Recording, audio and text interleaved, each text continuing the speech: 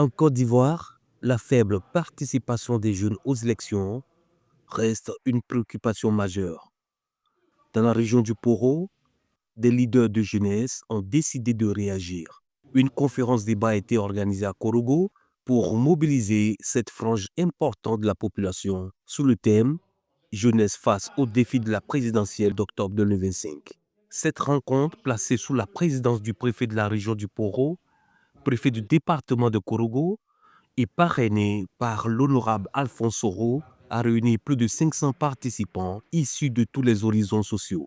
C'est par le vote que s'exerce le pouvoir citoyen. Et le deuxième défi, au-delà de la participation à l'élection, qui doit être massive, c'est aussi la paix et la cohésion sociale. À la veille d'une nouvelle élection présidentielle, il est crucial d'éviter les erreurs du passé. Cela passe par une éducation à la citoyenneté, une vigilance face aux discours extrémistes, une culture de débat démocratique.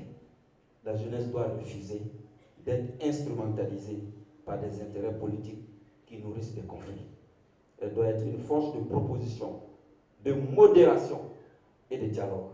Objectif, encourager une plus grande implication des jeunes dans le processus électoral, souvent marqué par une forte abstention dans cette tranche d'âge. Avec 80% de taux de participation à l'élection de 2010, nous sommes passés à l'élection de 2015 à 60% de participation.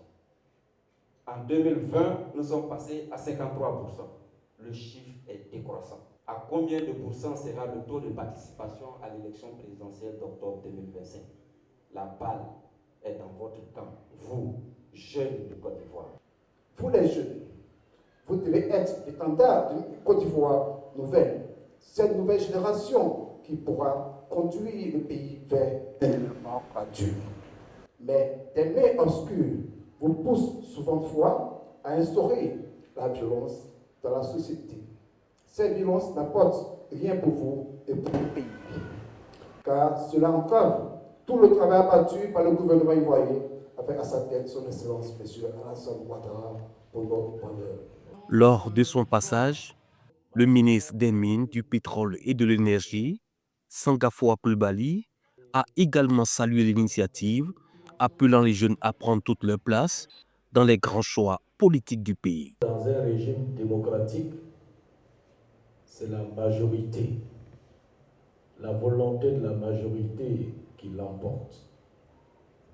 Donc il suffit que les jeunes s'inscrivent sur les listes électorales, qu'ils se lèvent le jour du vote et qu'ils aillent exercer leurs droits de citoyens, alors ils vont changer le cours des choses. Ce cadre d'échange a permis de mettre en lumière les blocages, mais surtout de proposer des actions concrètes pour une meilleure mobilisation autour du processus électoral. Si plus de 70% de personnes doivent avoir un poids, c'est bien entendu que c'est nous qui choisissons les présidents. Et nous ne voulons pas qu'une partie de la jeunesse reste en marge de ces élections qui se présentent. Aujourd'hui, les jeunes sont sensibilisés à la lutte contre les rumeurs. Les jeunes doivent être une opportunité en matière de développement et non un facteur de blocage. C'est un droit de participer au vote. C'est également un droit de respecter les résultats.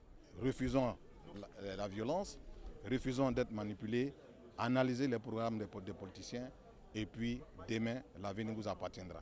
En somme, cette initiative a marqué un tournant décisif dans l'engagement civique des jeunes du Poro. La paix, la cohésion, le vivre ensemble, c'est ce que nous devons comprendre et c'est ce que nous devons adopter dans nos comportements de tous les jours. On se distrait, on se divertit, mais on oublie que pour construire une nation, il faut vraiment s'éduquer. Il faut s'informer, il faut apprendre.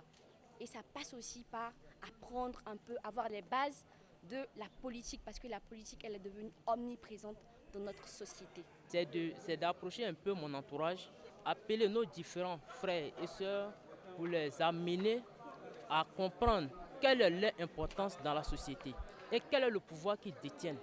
Conscients désormais de leur rôle dans la construction d'un avenir démocratique stable et prospère.